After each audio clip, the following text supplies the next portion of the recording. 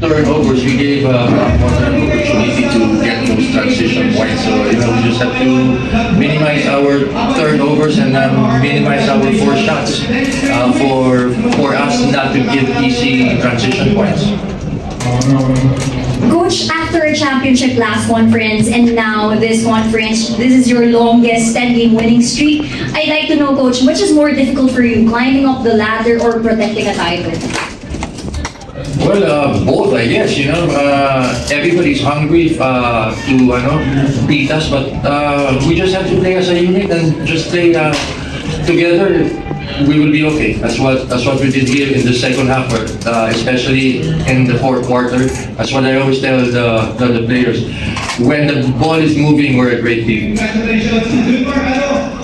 Thank you, Coach. Don, 25 points. Taking a lot of the scoring load was a major help for your team.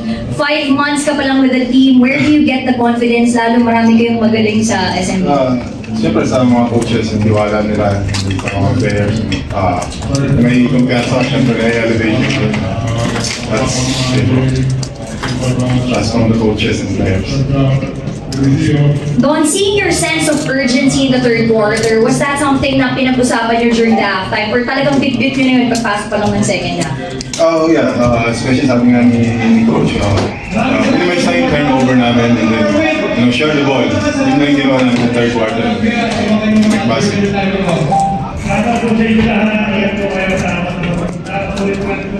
We now open the floor for questions from our friends from the press.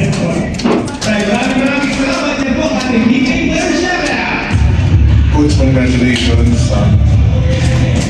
10-0 na kayo and siyempre a win on Saturday yung still the elimination round. But you're facing a Meralco team na gutom din to make the quarterfinals. How do you see that matchup in Batangas City?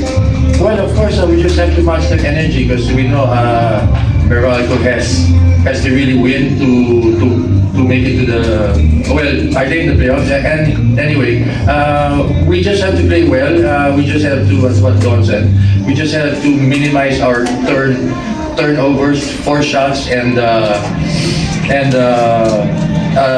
limit their transition to very little because as what we always say in practice or when we prepare for another team, we set goals.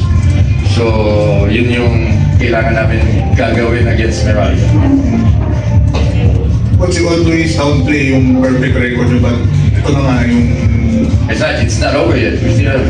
We still have the, which I always tell you, we still have the 11th step. So I mean, it's not over. Of course, I have to downplay it because it didn't happen yet. So, but when it happens, lucky for us, and we just have to move on to our next ladder. What's your reflections on halftime? Arwin Santos, Sabinis, number retired? Very great. Arwin did a lot to this franchise. And he helped them. Well, he helped us win 9 championships, and management also rewarded him with his jersey. So both of them had mutual helping to each other. Arwin helped us win championships, and the management did a great job retiring his jersey. And Arwin really deserves his jersey to be retired in this franchise. Don, hindi mo naging teammate si Arwin, but you played against him. Siguro nung bata ka, baka hindi mo masyado pang reflections. Reflections kasi yan dyan. Sobrang competitive. Hindi niya lang yan. Gusto niya laging happy for him. I'm grateful na nakakalapa ko yun. Gusto mo bang nakakampi siya, naging kakampi? Gusto mo maging kakampi. One of the great. He knows how to win. He won a lot of championship. So maging kakampi.